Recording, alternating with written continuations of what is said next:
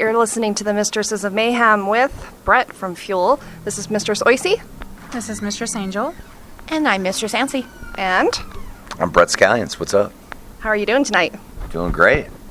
So, you came to our little town, Butte. You're on a tour right now?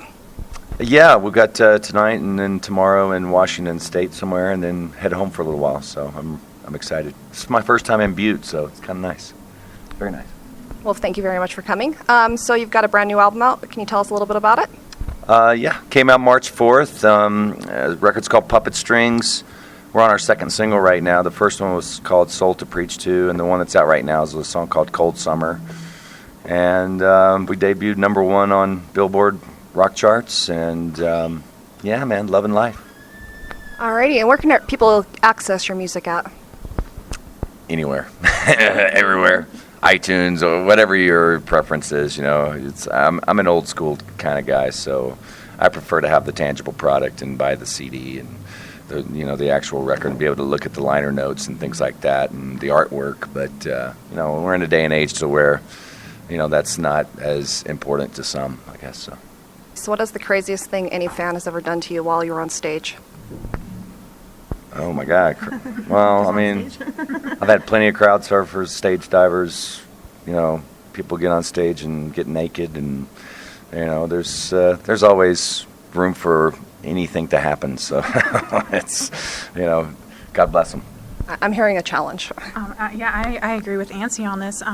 What's the craziest thing a fan has done outside or like inside the bedroom and offside the stage? Oh, I don't know about that. I guess the craziest thing I've ever signed is someone's labia. So, that was, it's pretty nice. I used a Sharpie. You mean like the one I'm holding right here? That's right.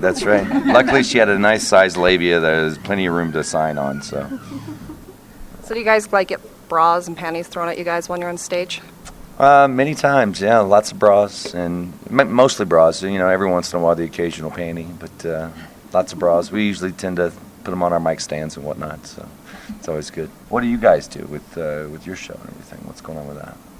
We play a lot of metal, a lot of underground metal, and introduce the world to, music that isn't being played on the top radio stations. Not your own stuff, but you do what, like we're talking Maiden and stuff like that, okay? Like local bands and from all over the world. We do. We actually reach into Ireland and stuff, so we broadcast worldwide. So. Oh, right on. Very cool, man.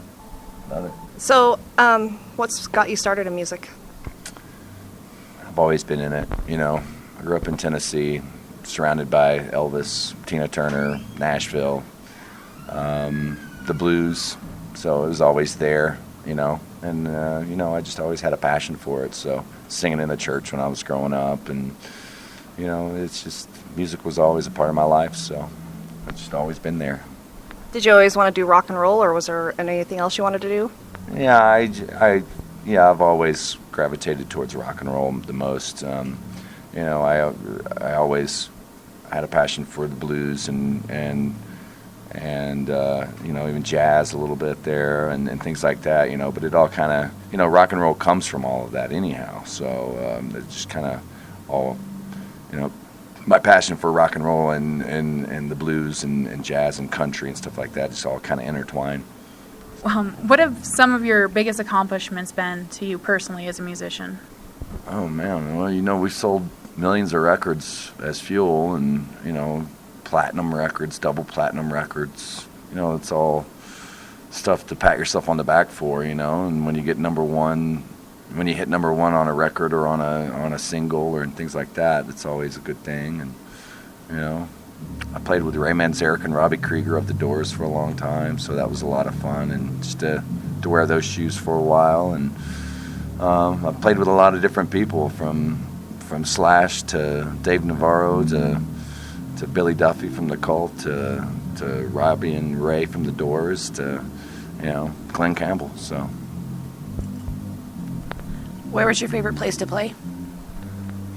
I don't know if I really have a favorite place to play. They all have their own little things, I've been around the world, I've seen, some of the craziest stuff. I remember being in Lima, Peru, and riots happened because there were a couple of thousand people outside that couldn't get in. So next thing you knew, pepper spray or tear gas was being thrown and seeping into the venue, and just chaos like that has happened, But Australia is amazing. I love playing there.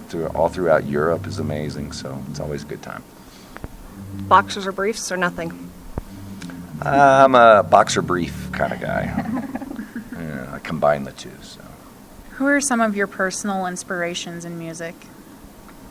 Like I said earlier, I grew up with Elvis and Tina Turner down the street, and Sleepy John Estes, who's an old classic bluesman, and but I was listening to Led Zeppelin and the Beatles and Van Halen and Kiss and anything I could really get my hands on. I grew up in small town Tennessee, which was pretty sheltered, so it was you had to really search to try to find music, and then I finally found stuff like the Sex Pistols and Suicidal Tendencies and stuff like that, and really tapped into the punk rock element of things. So I've always, everything is influential on me in some kind of way, all the way down to from like I said, Elvis to the Sex Pistols to Sleepy John Estes to Robert Johnson to all of that, so it's amazing. Do you have any warm-ups that you do before you get on stage? I got vocal warm-ups and stuff to just kind of loosen myself up a little bit, and get the pipes ready. Have a cocktail and then get ready to go do it. Do you go to the bathroom before you go on stage? Gotta go to the bathroom before you do an hour and a half set. That's true. Yeah, that does become part of the ritual, I guess. So. All right, so you've got a new album out. You're currently on tour. What's happening next for Fuel? We're going to be doing shows for the rest of the year. I'm just finishing up a bus tour right now, and then we're just going to do a lot of flying into for certain dates. We're doing a lot of festivals and things like that, which are always fun. And touring and more touring, and I'm just kind of starting to get myself geared up to start writing again. So, I'm looking a year from now, I'm starting to prepare for that. So when you're in the writing process, you write all the lyrics, and then do you write the music, or do your guys do that? This last record I wrote all the lyrics on for sure, and I write a lot of the music, but we tend to collaborate at times too, from depending on the songs. There's songs that I come in, I'm just like, here's the song, I got it, and then there's other songs that we just sit around and Andy will have a guitar riff or something, and it'll all start from that. So do you guys have to practice a lot? Do you do it every week leading up to the tour, or? Not so much practicing, other than just trying to find some inspiration to write a cool riff or a song idea, things like that, and then I have apps on my iPad and stuff that I refer to as for chord structure and for scales and things like that. So yeah. So who's all in the band right now? It's myself, and it's Andy Anderson on guitar, and it's Brad Stewart on bass, and Shannon Boone on drums. Brad played in a band called Shinedown for the beginning of that band, and Shannon played with Puddle of Mud for a while there, and he's done various other things too. And Andy, he's from Sweden originally, so he did a lot of stuff while he was over there and stuff too. So it's a good outfit. Do you prefer top or bottom? I like it all. So, Why pick one? I like it all. That's right. Do not discriminate. Alrighty, well, thank you very much, Brett, for chatting with us, and we look forward to tonight, and thank you very much for coming to Butte, Montana. Yeah, thank you. We'll have a good time tonight. Awesome. Looking forward to seeing you guys. Awesome, thank you. Right on. Alright, you've been listening to the Mistresses of Mayhem, and we're chatting with Brett from Fuel. Thank you very much. Thank you.